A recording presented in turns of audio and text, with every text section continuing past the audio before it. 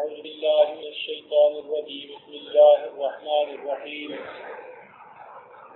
إن الدين عند الله الإسلام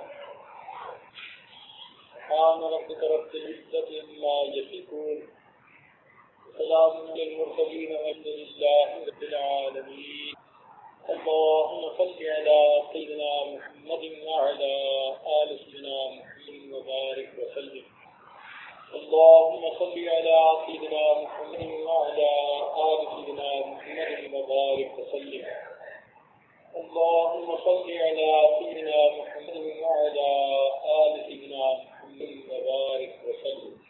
Islam is in of love and sympathy. Allah subhanahu wa ta'ala is so kind that He has told us the ultimate realities of the universe in the form of Quran. So Quran is a book of guidance. It guides us on each and every step of our life.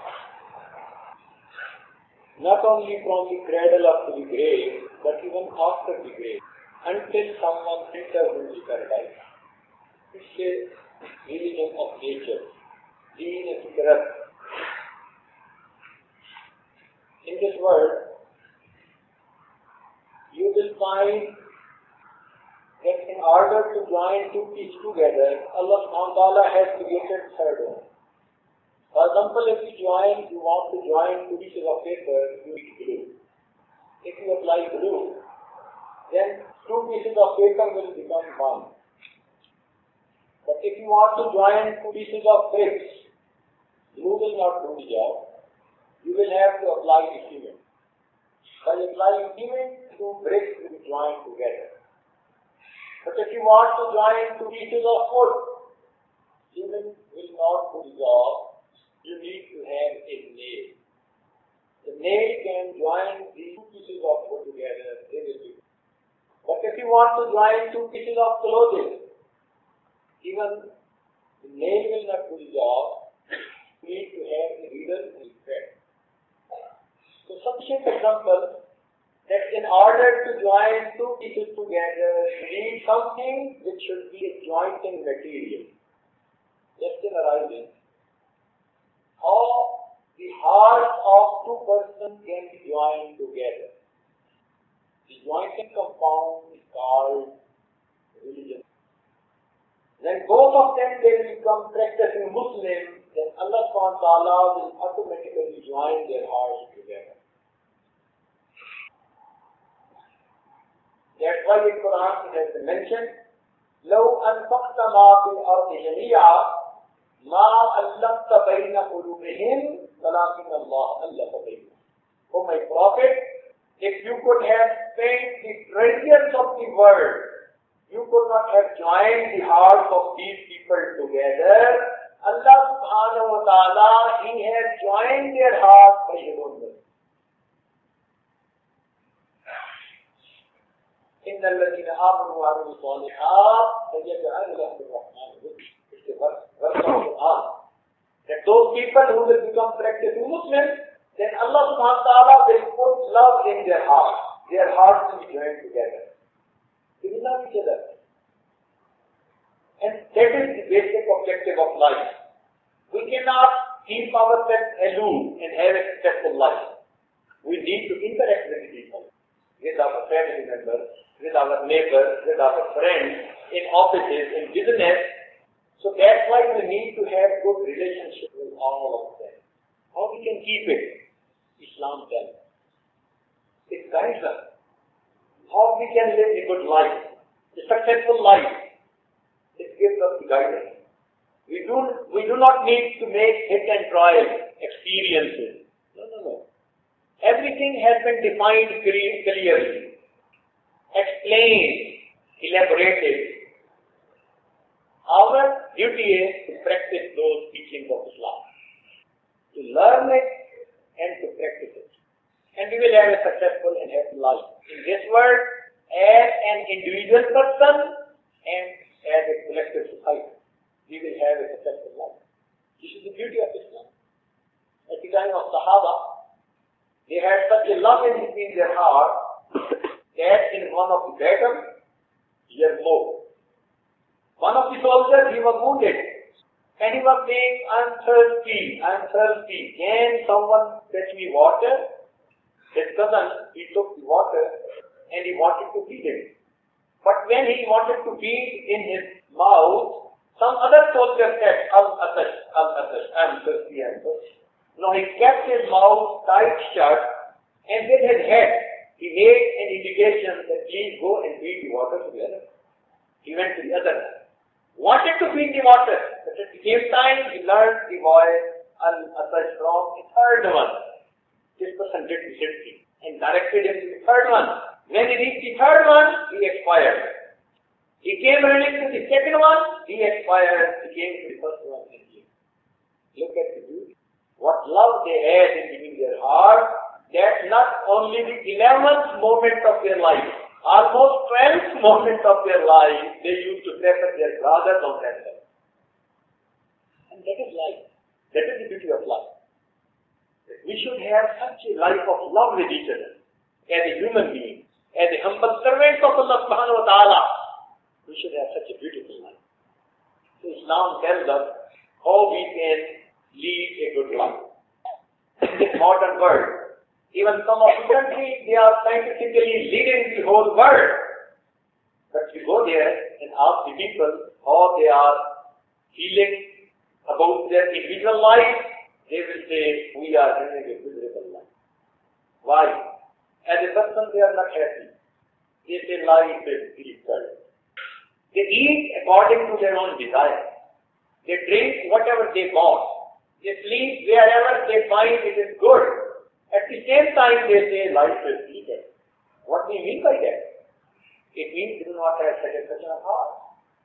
They have everything to eat and drink and enjoy, but still they do not have the satisfaction of mind, the peace of heart. It means the peace of heart is something different.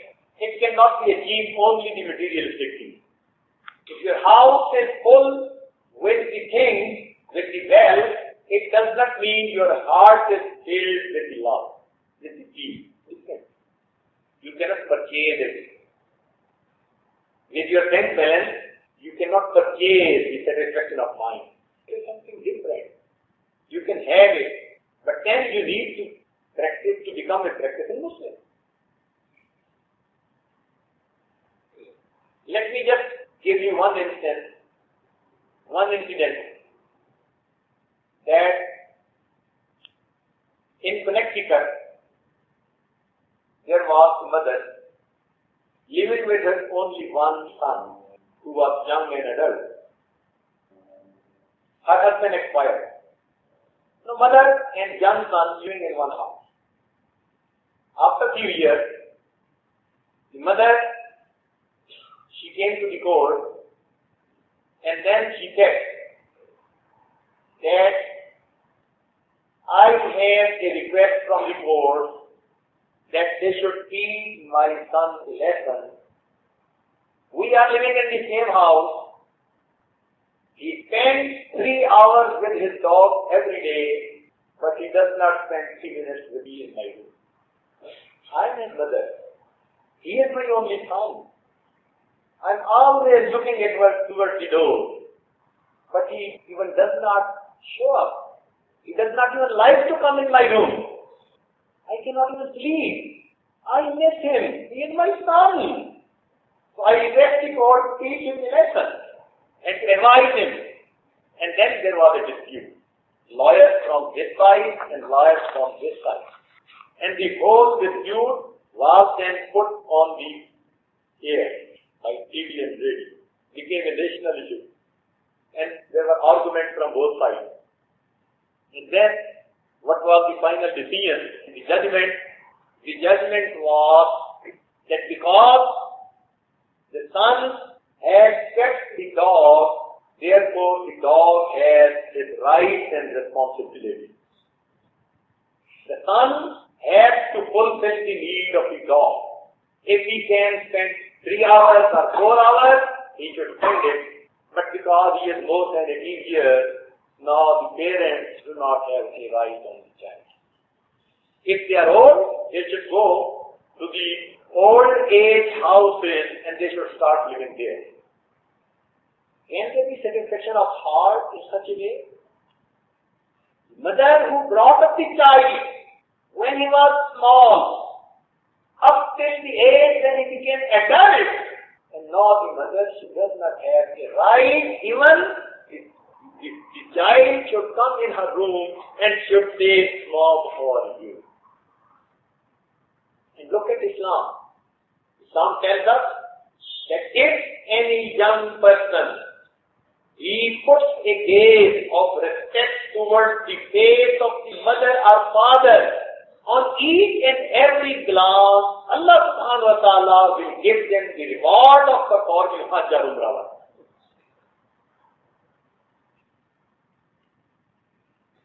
One of our professors in the university, he told us something very strange. He said that I did my PhD in some Western country, and I had one of my friends, he used to come to me and I used to visit. Once I was sitting in his office, his secretary told us, sir, there is a call from the hospital. And then he went in the other room and talked with the person and came back. No, as a friend, I asked him, what happened? Why you had a call from the hospital? It was something alarming to me. There is something serious. Is there no big problem?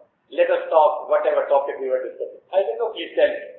He said that actually my father was sick and he was hospitalized, and this was a call from the doctor that my father has expired. It was not a big news. I have talked to him and I have told him that you should hand over the dead body to the cemetery services. They should bury the dead body and they should send the bills to me for payment. If this is the relationship of the son and the father, and this is the relationship of the son and the mother, how they can have a good life? How they can have peace of mind? That's why the mother has only one right. Throughout the year, the children, they celebrate Mother's Day. And on Mother's Day, they either call their parents or send some small gift. And that's the only right. Their rights are fulfilled. Whereas Islam gives us something different perspective. So they have everything in this world, but still they do not have satisfaction of mind. Let me quote one solid example. Sweden is one of the progressive countries of the world. Very highly technically advanced country. The nation is so rich that if some person he does not have a job, then the government gives her a stipend every month for his food. Every person who is jobless, he gets a stipend for his food. If he does not have a house, he can go to the social security, they will give him a house. If he is medically sick, he can go to the hospital, medical treatment will be free. So, they don't need to worry for their food, for their clothes, and for their house. So, basic three demands are fulfilled. Now, the fourth one, sexual desire. It's a sex-free country. Throughout your life, no one has to describe that who is his father. Throughout the country, there is no form where you have to mention who is your father. No. Sex-free country. So it means this desire is also easily fulfilled. Then what else? Nothing. The government is so rich that they announced once that we have so much reserve that our budget is always proficient. The budget of normal countries are deficient. They are looking forward where to earn money to meet our requirements. And they claim that we have a proficient budget. We have surplus money and we are looking forward where to spend it. And then they mentioned that the reserves are so much that if whole the nation stops working and they go on enjoying at the level what they are enjoying right now, the government can support the whole nation for coming 7 years. So it means this should be a paradise. But there is a sad part, that people who commit suicide, their rate is maximum throughout the world in that country. Once I was in Stockholm and I talked with one of the directors of a big company. I told him, why? You have everything. Everyone can eat and drink and sleep and enjoy and do everything according to their own desire. Why people commit suicide here? He said, this is a sad part of our life. We don't know why people do not have satisfaction of mind. Even they give application to the government and give us approval whenever we will be discharged from the duties. We want to have a poisonous injection, we want to die. The reason is, they have everything from worldly point of view, but they lack in the peace of mind. They do not have satisfaction of heart. This is a problem. And that you can only achieve when you will obey Allah subhanahu wa ta'ala. You will lead your life according to the commandments of Allah and the Sunnah of Rasulullah. Without that, you cannot achieve it. That is the basic problem for them. Islam tells us how to lead a good life. This is our mistake, that we are Muslims, but we do not practice Islam. That is not something fault in the Islam, that is our fault. It is our mistake that we have recited kalima, but we are not a practicing Muslim. So we should. Then we can have a successful life. Once I was sitting in North Carolina. It's a state where the first aeroplane was built.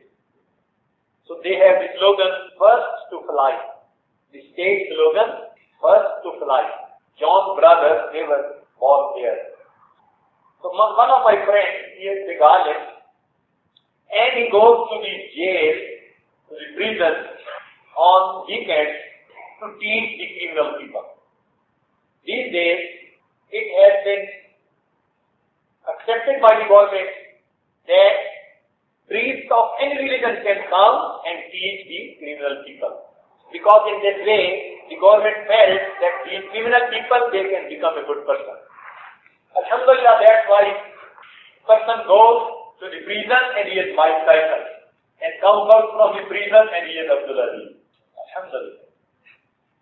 So one of my friends, he goes there regularly. I was in his house and I asked him, tell me something about your experience with the prison. He said that there is a short time, Insha prayer, and you have to deliver a lecture. So let me just tell you one story. I said, okay. He said one American came just few months ago, and then I talked to him and he became Muslim. After that, I started him teaching about Quran, about Namaz, about the basics of Islam. With the passage of time, he came very close to me.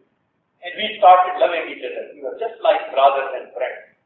And he started sharing his individual life matters with me. So one day I was sitting with him.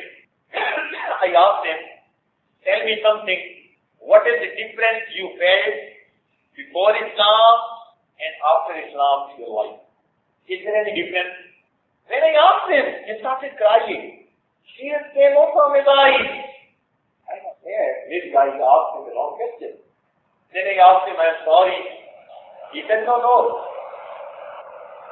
Then I asked him, why are you crying? He said, you cannot imagine what difference I have felt in my life before Islam and after it. And then he said, that now you are my friend. I can share everything with you. I know you will not tell to anyone. Before Islam, I was a psychic person, psychologically problem in my mind. I was such a butcher that I used to kill the people and enjoy and used to dance around their dead body. And I have killed 35 people without any crime. These people did not have any crime. I just killed them for my enjoyment and I could not be caught.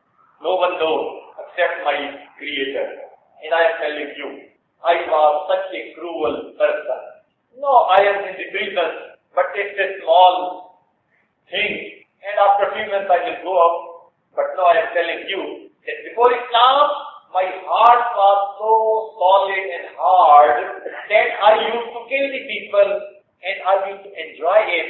But now I have become Muslim and you have told me about the day of judgment and that I will be standing in front of Allah subhanahu wa ta'ala and you have asked me how I spent my life. Now my heart has become so soft and mild that when I come out from the room, I just walk. Any ant should not come under my feet and should not die. This is the difference before Islam and after. It gives a person objective of life. What we have to do. Young people, they are basic assets of the society. Because they have strength. Strength in their body and strength in their determination. And that's really very important thing. Whatever they want, they can do it. They have the determination power. They can do it. They can execute. So this time of life is very valuable time. Very precious time of the life. Because we are Muslims. So each one of us should become a representative of Islam, ambassador of Islam.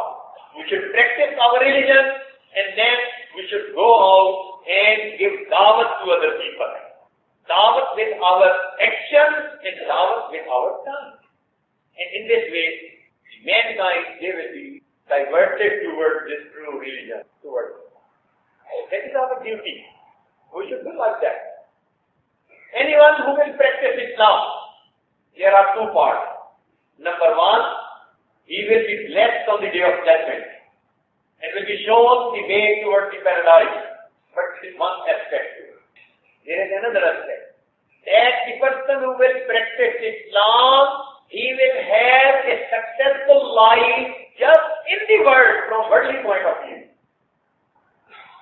I make one small claim and please try to understand it. It will be very interesting for you.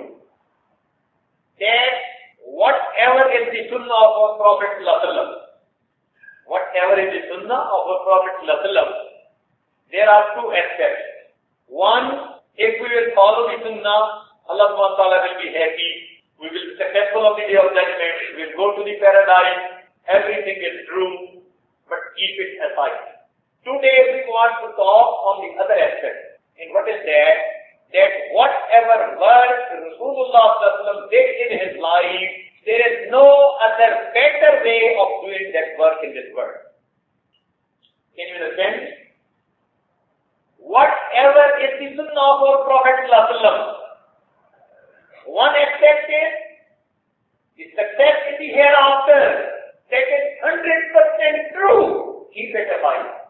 Our topic of the day is whatever work Rasulullah did in this world, there is no better way of doing that work in this world. And we can prove it. Alhamdulillah, I can quote 50 examples right now. And I can prove scientifically whatever Rasulullah did, that was the best way of doing that job in this world. Let me give you just one two examples. Every one of us sleeps every day. So there can be different ways of sleeping. Number one can sleep in such a way that his face should be towards side and back on the bed. If he has a habit of sleeping in this position, then medically he will be in trouble. Why? The reason is that our spinal cord, if you look at it, then it has a small curve. On the back, it is a straight bone. It will come like this, and then where we have stomach, then it has a small curve like this. So it means that it comes like this and then has a curve and then ends at this. Now when someone sleeps in this position, his stomach, his belly is on this curve. So there is a load. So when there is a load, then this bone will have a pressure towards the corner. Whenever something is like this, and you put a load on that, it will try to straighten. So what will happen? When you have a load on this point, then this load will be shifted either to this point or to this point. So this person will either have a problem in the neck or will have a low back problem. Most of the people who have low back problem, just ask them what is your normal way of sleeping. They will say as we sleep like that. That is basic rule. That is the basic cause. Normally they have a low back problem or angina problem at the neck. That is the result. It is a scientific thing which can be very easily understood. Because the bone is like this, weight on this, and mashallah, we eat so many kilos of food. So lot of weight. So this weight tries to straighten it. And this load is shifted on this corner and this corner, on the last joint and on the neck joint.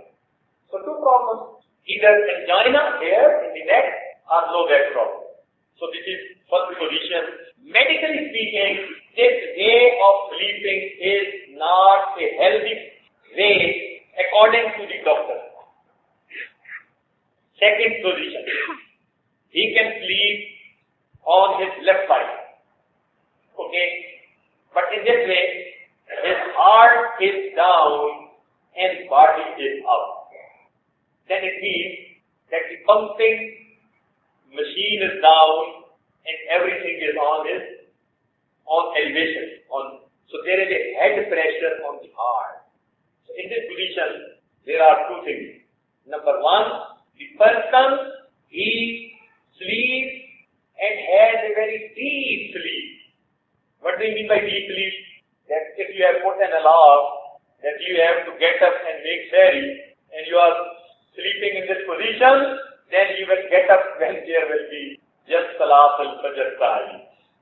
And you will say throughout the day, I missed my sari. And you will look towards the watch, whether the alarm went on or not, and you will feel it went on. It kept ringing, but you kept sleeping. Because the sleep was very deep. So deep sleep, that sometimes even the wife shakes the husband, get up, it is time of sari. And he says, I don't need it, let me sleep. The reason is he is sleeping on side. So the person, it's a normal position. It is a normal. Normally a person who has the habit of sleeping on left side, these people have the problem of very deep sleep. And number two, that normally those people see very dangerous dreams. They see dreams, some snake is chasing them, some buffalo, who's that buffalo coming behind them? Why? Because their heart is down and it is under pressure in the head. So that's why they are having such dreams and they are having this problem. Even medical doctors have accepted it, that a person who looks very dangerous dream, then he should not sleep on that side. So it means this way of sleeping is not the best way regarding health point of view. Now there can be third position, and that is one can sleep upside down on his stomach. So in this way what happens? That we have so many things on our side and there is food inside. Now this stomach is in front. When we will sleep in this side, then these will keep hanging in the air. And the inside things, they are joined together with a fine membrane of fat. And fat cannot sometimes bear the load. So that's why those people who sleep upside down, they had a knot in their inner organs. And sometimes even major surgeries had to be carried out because they had the bad way of sleeping. The medical doctors, they say that young people should never sleep in this position. This is not a good method of sleeping from health point of view. And then there is the fourth position, and that is you should sleep on your right side. In this way your heart will be up without any pressure. Heart will have to pump load towards all those organs who are down. So no hand on the pressure, no pressure hand. Because when you sleep, your pulse rate decreases. It means the revolution of the heart, they are decreased. So it means it cannot supply maximum amount of blood during sleep. But when the body is down and the heart is up, it is very easy for it to send the blood towards all organs of the body. And number two, this person will never feel dangerous dreams.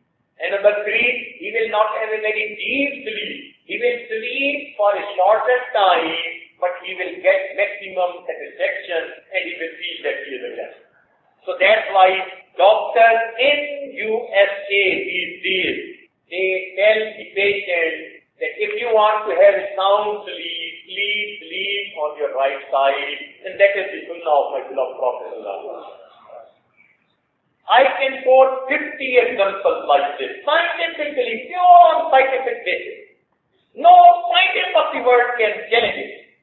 I delivered one lecture in Chicago University, and there were alhamdulillah so many PhDs and high-tech people, and alhamdulillah they accepted it. They said, whatever you are saying, it is true that whatever is the sunnah of your Prophet ﷺ, whatever work your Prophet ﷺ did, there is no better way of doing that work in this world. Now let me tell you, second thing and then conclude. That these days, most of us, we pray 5 times a day. What beautiful exercise this prayer is. Scientifically, I am telling you that on prayer, Allah SWT will be happy. Yes, this is 100% true, but we are not discussing this aspect. We are discussing it from scientific point of view, from the benefit of this world, from this point of view. So look at the prayer, what we do. For prayer, 5 times a day, we have to clean our different organs of the body. And we have to make ablution.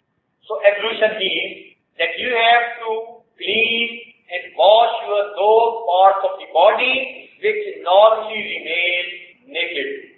For example, during work, our hands up to this place, they can remain uncovered. Our head can remain uncovered. Our face will remain uncovered. Our feet will remain uncovered. So, in wudu, all those parts of the body which can remain uncovered position, so we have been ordered to wash them 5 times a day. What a hygienic concept. SubhanAllah. Cleanliness is like Allah subhanahu wa ta'ala. And then in the ablution, what we do, we wash our face. And then put water in our nose. Now, this is a double nozzle input for the air. We suck air through our nose. And then there are hairs in the nose. These hairs are just like filters. Like oil filters in the car, this is air filter. So these hairs in the nose, they are air filters. Now if air filter becomes choked, what happens? So we have been advised to clean the air filter 5 times a day. Reason is that in this air, there can be billions and trillions of bacteria every time. Even a person who has tuberculosis, he can be in a gathering. And then if he will have it up, then the germs and bacteria of tuberculosis disease will be in the air. And this germ can go inside. Then Allah SWT has given the filter. And this filter here the germs stuck to them, not go directly. 10 times a day, we should clean it and get rid of these germs and bacteria. How healthy a person will be. Then we eat, and food can stick with our teeth and the openings inside the teeth.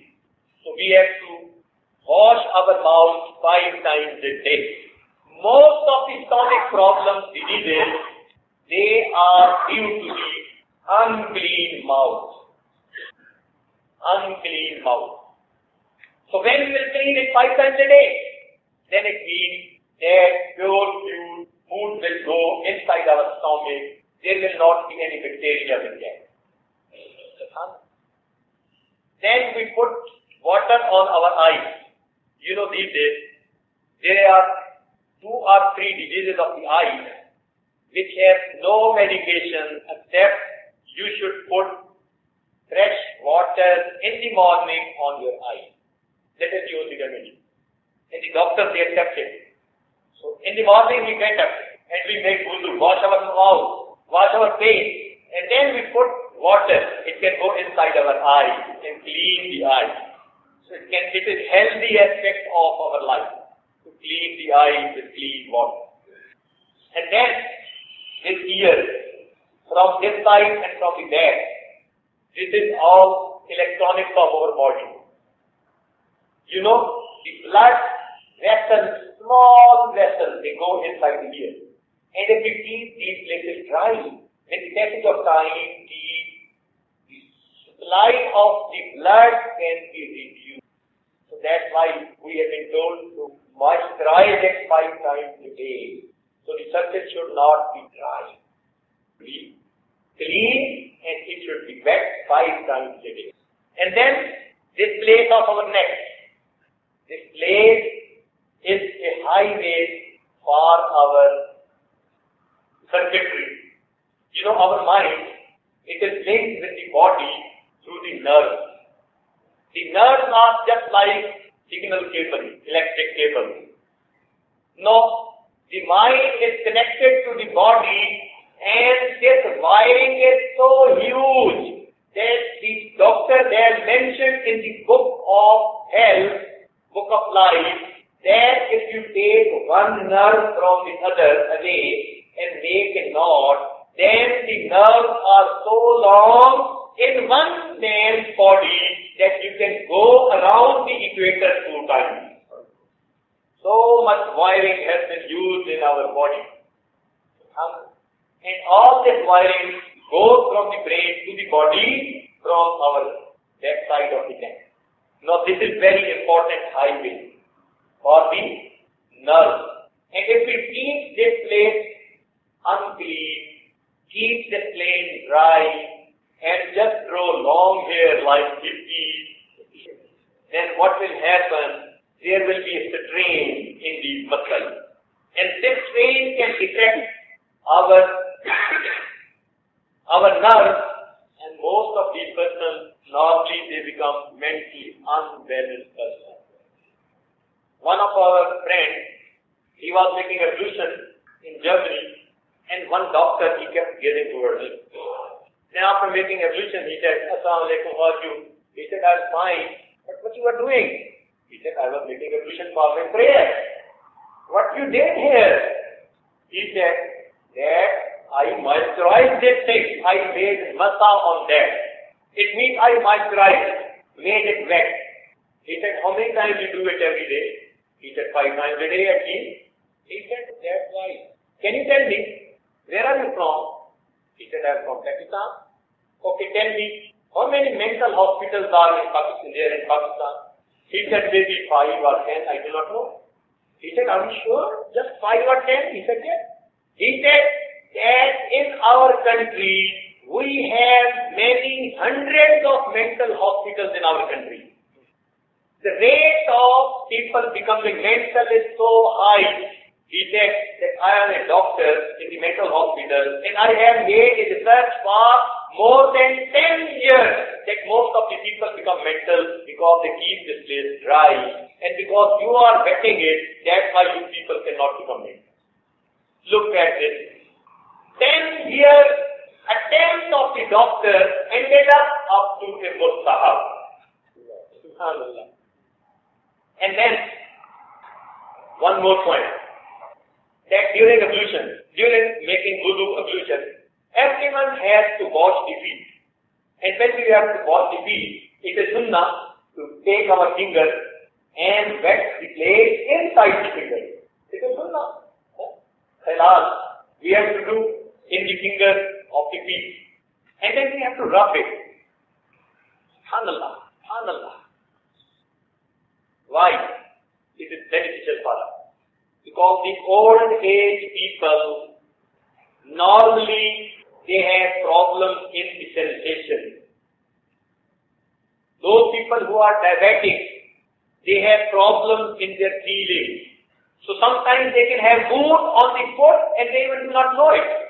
Because the sensors of the foot, they are not good. But if he will rub it 5 times a day, number one, he is making a massage, and in that way, the blood circulation will increase. Number one. And number two, if there is some wound, he can very easily know is my foot wounded or not. And moreover, because he will clean the inside part of the finger, there will not be any fingers inside. So now these days, the medical doctors of Europe, they tell even the kuffar that you have to wash your feet many times in one day. They do it from health point of view, and we do it from sunnah point of view. And the benefit is extra. You get the reward from your Lord, from your Creator, and the benefit, health point of view, is extra, added benefit. So these are the benefits in wudu. And in prayer, subhanallah, something strange. I met with one doctor, and he was one of the 10 top doctors of United States of America. I was talking with him. He told me something very strange. He said, those people who are pious, they have shining faces, beautiful faces, charming faces. I said, yes. It has been told that there is a nur, there is a light which Allah subhanahu wa ta'ala puts on their face. He said, yes. But medically speaking, it is very true. I said, why? He said, because the reason is that throughout the day, we are even standing or sitting, then our head is on the upside and our heart is downside. Now this heart can supply the blood to the organs who are under this very easily. But on the upper story, then it is very difficult. If you are living in a multi-story building and there is pump which can pump the water on the first or second story, and there is always problem on the third and fourth story. Because the pressure law, there is pressure law. So he said that because the heart is here, and the head is here, and the brain is here. So normally, we do not get sufficient blood for our brain and for our face. Now what happens? Because we do not have sufficient blood on our face, so small arteries, very small, which keep the tissue clean and full of life, then they have lost the supply of blood, insufficient supply of blood, so that's why the face becomes dry. So the person who does not pray, you will see at his face that his face is just like a person who does not have any attraction of the face. The reason is, the face has insufficient supply of blood. You cannot see it a healthy face. No shining on the face. But who prays? He makes 2 sajda in every rakat. And when you are making sajda, then your face and head is down and your heart is up. And you can practice it. Try to make 1 minute sajda. And after 1 minute, you will see your face and everything has been flooded with the blood. You can feel it. Make a little bit long sajda, 1 to 3 minutes, and after 1 to 2 minutes, you will feel yourself as if there is flood of blood which is supplied to the head and to the face. Now this flood of blood then goes to the smallest arteries and keeps the tissue alive. That's why those people who make sajda, who pray, they have shining faces throughout their life. I think this point should be told to the ladies. They will start praying straight away, 5 minutes, 10 minutes.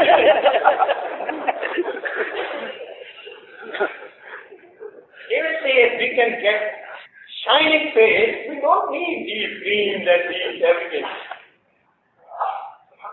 And truly speaking, that the person who makes sajda, makes tahajjud, then the blood coming on the face and in the brain keeps the same shape shining, number 1, and number 2, keeps the brain intact. So this person does not have a sluggish brain. Very short, very intelligent person. So the person who prays, he is always very good brain. His eye view is very good normally. These are the benefits from scientific point of view. One thing, but you have to listen it attentively. If you listen it attentively, it's a beautiful scientific point I will tell. And if you are tired, I can make dua right now. What do you feel? Carry on. Should I carry on or should I make dua? Carry on. Okay, then please pay your attention and listen it very carefully. For young person, it will be very interesting.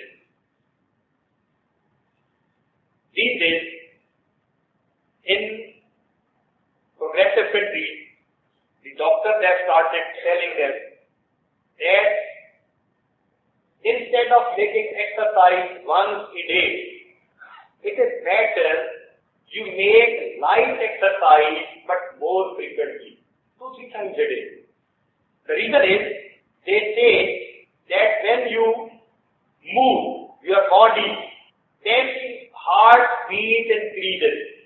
From 70 can go up to 110, 120.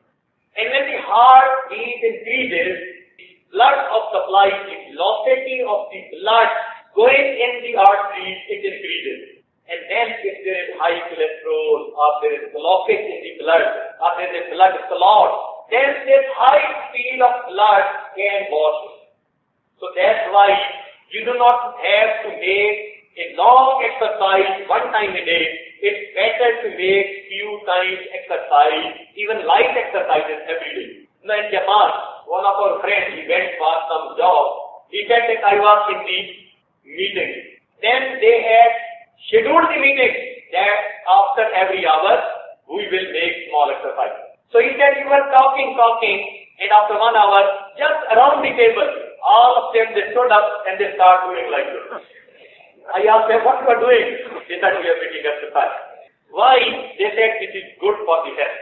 It gives him, it makes him active, number 1. Number 2, it increases the blood supply and the cholesterol and everything is possible. I looked at them and I said that you are making this exercise not due to health point of view. Alhamdulillah, we are Muslims, we pray 5 times a day from hereafter point of view. We please our Allah on one side and on the other side, from health point of view, we get benefit for our body. Now listen, what is the benefit? Benefit is, when we sleep in the night, then our sugar level, cholesterol level goes down in the night. That's why those people who are diabetic, they have the lowest sugar in the fasting. They keep the record. I'm talking about science, not just telling you some story. I'm telling something concrete. So in the morning, the sugar level and cholesterol level is very low sugar level. So because the level was very low, so the exercise was the shortest one. How many rakat in Fajr prayer? 4 rakat. So very light exercise. Why? The demand was not big. The sugar level was already very low. You do not need to make high exercise. So the rakat of the Fajr prayer are how many? 4. Okay, then we took breakfast. Sugar level went high. And then we took lunch according to our own choice. The sugar level shooted up. So then we were ordered to pray how many rakat? 12. In the morning, 4 were sufficient. But now 4 rakat cannot be sufficient because level is too high. How many rakat you need to pray? 12 rakat. That is the need of the body. Okay, when we made 12 rakat, then the level came down. So, at the other prayer, the level was little bit lower. So, how many rakat in the other prayer? 4 mandatory and 4 optional. So, it means the rakat are according to the lower level of the sugar. Then, in the other maybe we took 1 drop of tea. Then in the Maghrib, how many rakat? 7 rakat. So it means the sugar level was low. So the rakat of the prayer, they were also according to that. Now after Maghrib, mashallah, we had a dinner. And with the dinner, the level went very high. Because the level went very high, how many rakat we had to pray? 17. Why? After lunch we prayed 12 rakat. After Isha we have to pray 17 rakat. Why there is a difference? The difference is that we made 12 rakat because then we have to awake, we have to work.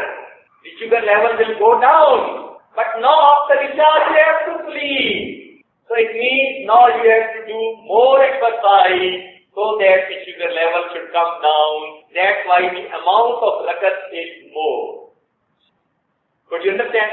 Okay, now interesting point.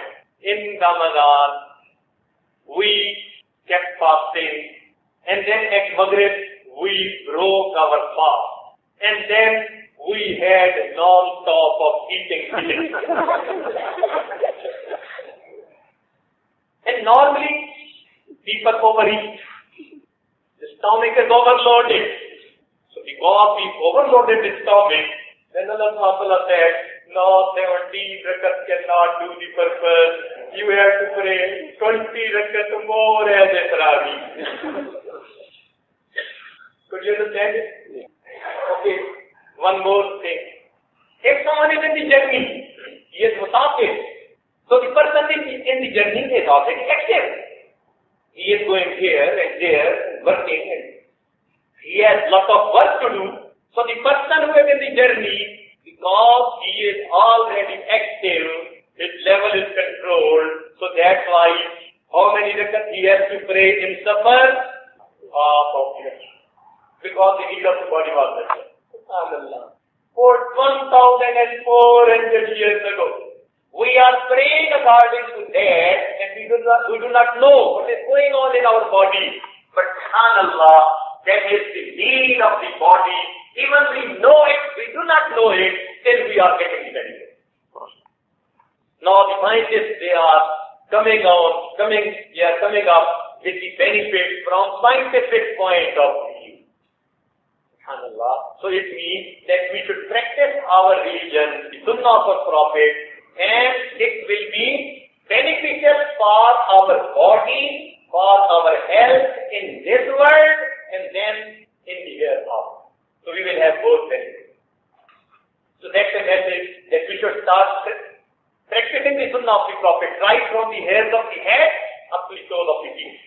It is going in our favor. It is in our benefit. And on top of that, in this way we will see the pleasure of Allah subhanahu wa ta'ala, and we will be entered into the paradise. SubhanAllah. May Allah subhanahu wa ta'ala give us the tawfiq to become a practical Muslim. Youth time is very precious time. You know, most of the events, special events, historic events have been made by the youth. Let us consult Quran, Azim al-Sham. Sayyidina Ibrahim alayhi salam, when he stood up in front of Namrud, and then he told him that I am not mushrik. I am Mawahid. I believe in only one Allah. I don't believe in this idol. What was his age? He was young. It is in Quran. It is mentioned in Quran that when he broke the idol, then the people said, Inna Samena Fatay Yadkuruhum Yuqadu Lahu Ibrahim. So So the word fata means young person. So it has been mentioned in Quran that the people of that time, they said, there is a young person, his name is Ibrahim. He was speaking about our idol. So it means that he stood up and took a firm stand in front of folk when he was young. Second example, Ashab-e-Kahf. They were many. They were the friends of Allah. They have been mentioned in Quran. But what was their age?